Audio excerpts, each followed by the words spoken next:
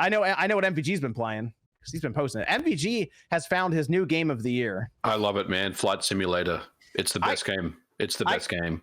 I gotta hear about this game because it's on Game Pass for PC, but it's like it's 180 gigabytes. Yeah, it's huge. It took me. I've got Google Fiber, man, and it took me like a good 4 hours or something to download. Some of the people I've been following online have said they've installed it, and then like the texture things don't sync, so they have to like uninstall it and reinstall it. Well, I haven't had that problem, but man, I love the game. It's so cool. I mean, it's like the boomer version of Animal Crossing, right? Like the over 40s. I mean, we're just loving this game because it's simulating airplane flight, and you're basically piloting a large airplane or a small propeller airplane. And man, there's just something about this game that just takes you out of everything that's going on in the world right now, and it's just like the best escape from reality. I just absolutely love it. I mean, the graphics are. That might be the best visuals I've seen ever. I mean, we talk about next generation. I mean, these are some early previews at what next generation is going to look like. I mean, just amazing. You know what's crazy, dude? You know what? I don't think it's on or I don't think it's on the Xbox right now because I don't think the Xbox can handle it.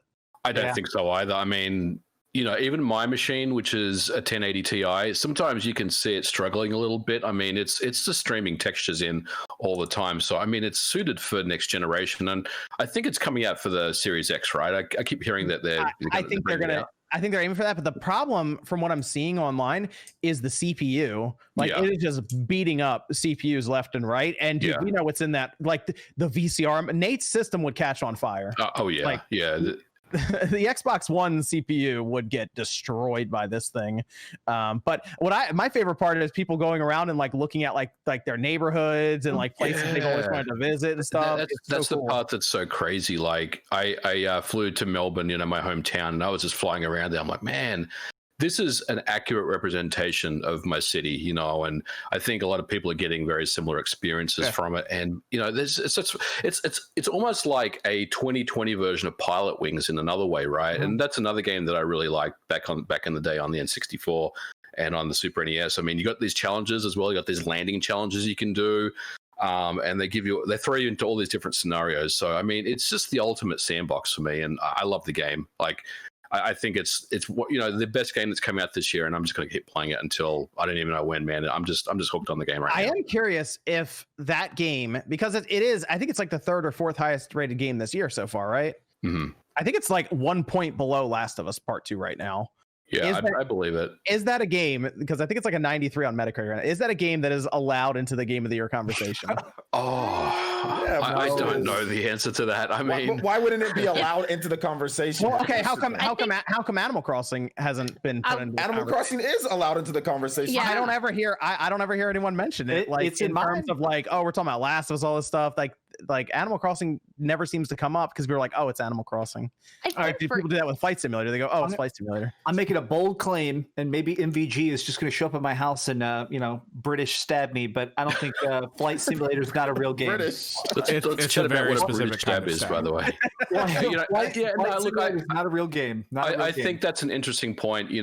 It's not really a game in the traditional sense, but I will say that there are objectives. Like, it's like playing GTA, right? Like you can log into GTA and just mess up the city and not do anything, right? And have fun. Mm-hmm. This is very similar. There is objectives in the game, but you're right, Max. I mean, there's no campaign. There's no stage one is learning how to fly and then kind of going through some type of story missions or story mode. So yeah, I mean, I would agree with you, but I do think that it should be in some nominations, whatever that is. Definitely. I don't know if it's Game of the Year, but it should get something because it's a very impressive game, and I think it should get the credit that it deserves for sure. Sure.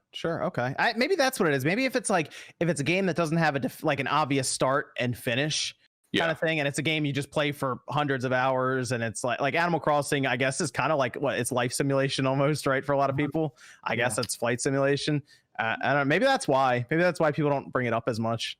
But check it out. I mean, if you've got the drive space and you've got Game Pass and you've got a fairly beefy PC, I mean, you'll get a lot of enjoyment out of this game. It's a lot of fun. Okay. What were you saying, Miss Click?